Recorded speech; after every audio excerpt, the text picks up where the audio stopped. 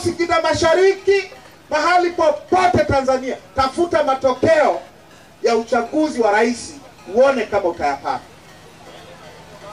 Hayapo. Unafikiri ni kwa nini? Wanaogopa nini? Si wanasema walishinda? Kwa nini hawajayachapisha? Hayachapishiki kwa sababu ni uongo tu.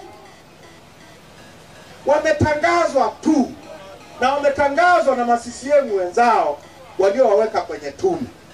Kwa hakuna ushahidi, hakuna ushahidi. Nimesema sheria inasema wachapishe jimbo kwa jimbo, wilaya kwa wilaya, mkoa kwa mkoa, nchi nzima. Hawajafanya hivi. Hakuna ushahidi kwamba walichaguliwa. Kuna ushahidi walitangazwa. Walitangazwa na kwa misaada ya mabomu na mabunduki na mavifaru na nini, wako madarakani. Magufuli ilikuwa hivyo, Samia ni hivyo. Unanifahamu? Sasa fikiria kitu kingine. Si tunazungumza uchaguzi. Hivi Samia ni rais wa wapi? Tuulizane tu. Tuulizane tu. Kawekwa ndani. Kawekwa ndani mie. Itakuwa mara nyingi tu, haitakuwa ya kwanza. Lakini nataka tu tufikirie nchi hii ilivyo. Iko hivi. Mmewahi kusikia wanasema kwamba Zanzibar ni nchi?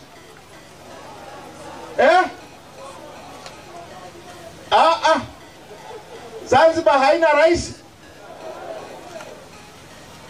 Sasa ina rais kwa sababu wanasema wenyewe Zanzibar ni nchi. Ndio maana ina rais. Na wanasema vile vile kwa sababu Zanzibar ni nchi, rais wa Zanzibar ni mkuu wa nchi ya Zanzibar. Sawa sawa? Yule Bwana Mwinyi yule ndio mkuu wa nchi ya Zanzibar, au sio? Zanzibar haina bunge lake. Zanzibar haina mahakama kuu yake. Hawana bendera yao. Hawana wimbo wa taifa. Sasa kama Zanzibar ni nchi na ina rais wao, Samia ni rais wa wapi? Kwa nini hamjui? Ni rais wa Tanganyika. Kwa sababu kama kule wana rais, huyu aliyebaki, bado tuna marais wawili.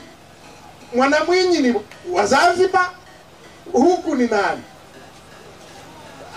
Huku ndio Jamhuri ya Muungano.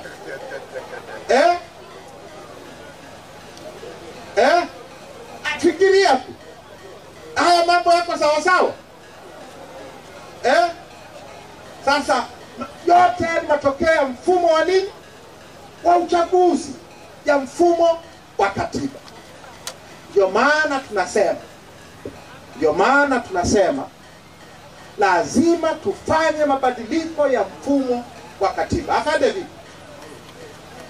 Tunamaliza sasa hivi bwana. Ngoja tupige kidogo.